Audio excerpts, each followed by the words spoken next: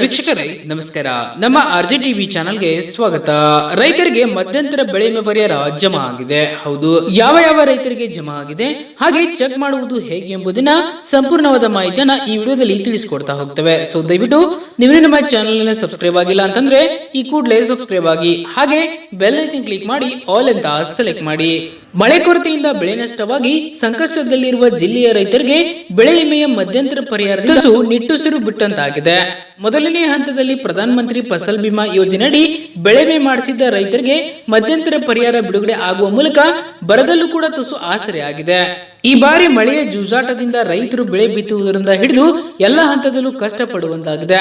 ಮೊದಲಿಗೆ ತಿಂಗಳು ಮಳೆ ಇರಲಿಲ್ಲ, ನಂತರ ನಿರಂತರ ಮಳೆ ಸುರಿದು ಬಿತ್ತಿದ ಬೆಳೆ ಹಾನಿಯಾಗಿತ್ತು.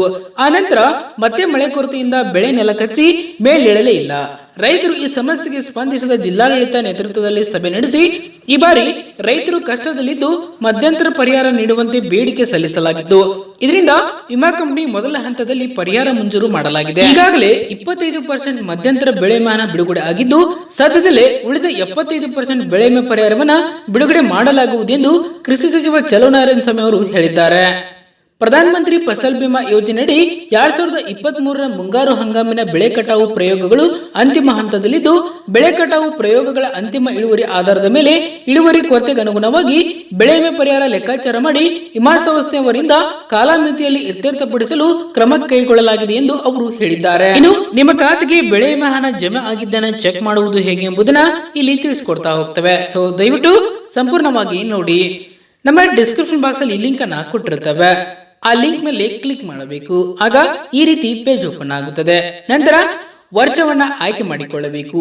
ನಂತರ ಖಾರಿಫ್ ಎಂದು ಸೆಲೆಕ್ಟ್ ಮಾಡಿ ಮುಂದೆ ಗೋ ಮೇಲೆ ಕ್ಲಿಕ್ ಮಾಡಬೇಕು.